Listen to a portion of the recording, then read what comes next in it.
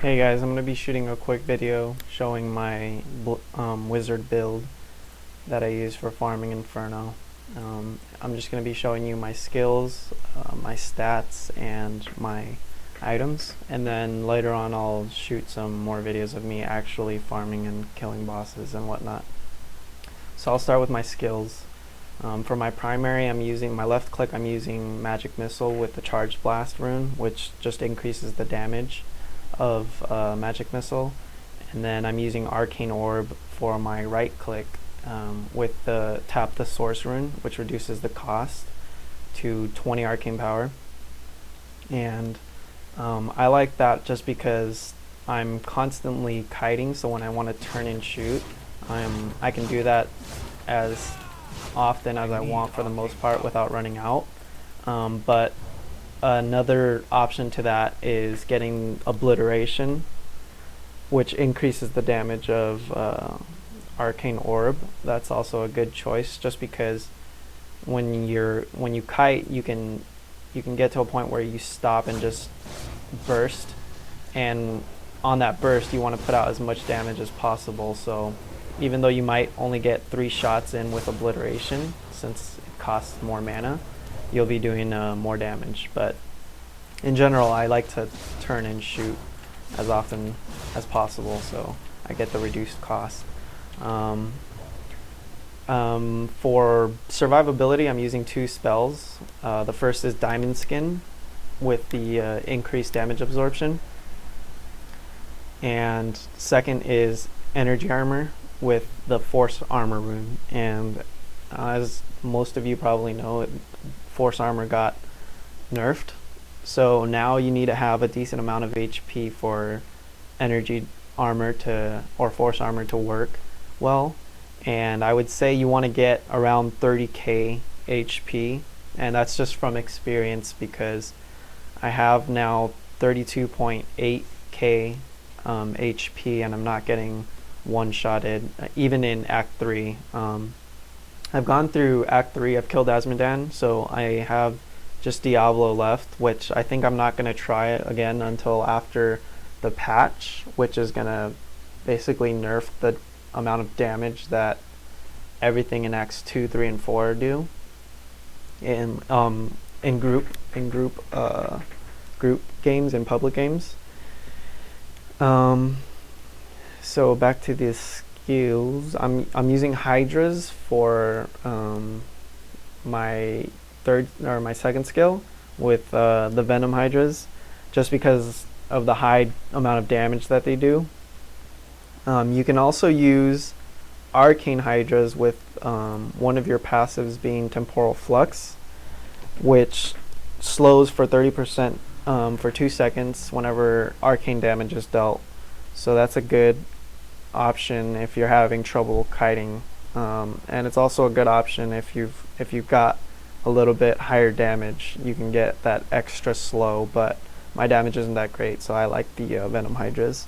You can also use, if your damage is really great, then you can use Blizzard, which slows like crazy compared to Arcane Hydras. Arcane Hydras, that Temporal Flux slow isn't that great, but you're also doing a lot more damage because Blizzard's damage is crap. So if you're using Arcane Hydras, it's kind of a trade-off. You get a worse slow, but you're putting out more damage at the same time.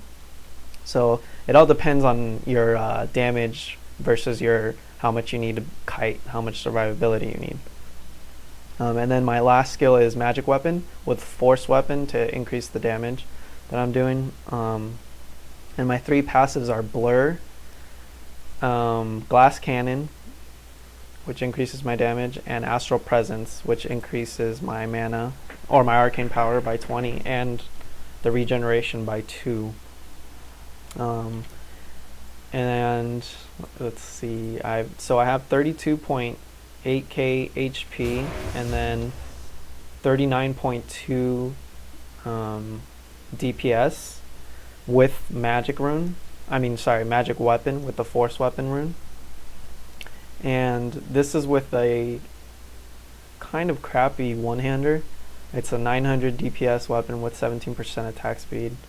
I did have a two-hander that gave me 51k DPS, but unfortunately I accidentally bendered it because it was a blue, and it was like a 1200 DPS weapon with 24% attack speed, and I had it just sitting in my inventory. And when this is all full from farming with a bunch of blues, I'm just right-clicking through all of them to bender them, and I accidentally sold it. So my damage is now down to 39.2k, and it's good enough for Acts 1 and 2. Act 1 is cake with 40k DPS. If you have 30k DPS, that's good for Act 1. For Act 2, I would say try to get up to 40, and for Act 3, try to get up to 50k.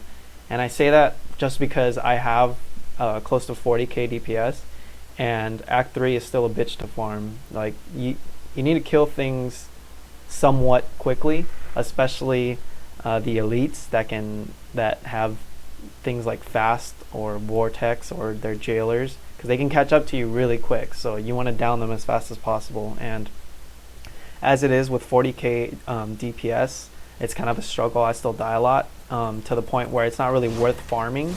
I mean, I can get the 5 stacks of NV, but it takes a while, so it's not really worth it. So you don't really want to be farming Act 3 until you have around 50k damage at least. But 40k is good for Acts 1 and 2.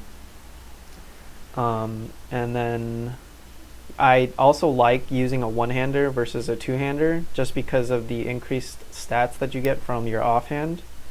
This offhand is decent. I got it while I was leveling, and I'm still using it. I need to upgrade it, but it's got kind of low damage, 169 intelligence, and a little bit of magic find.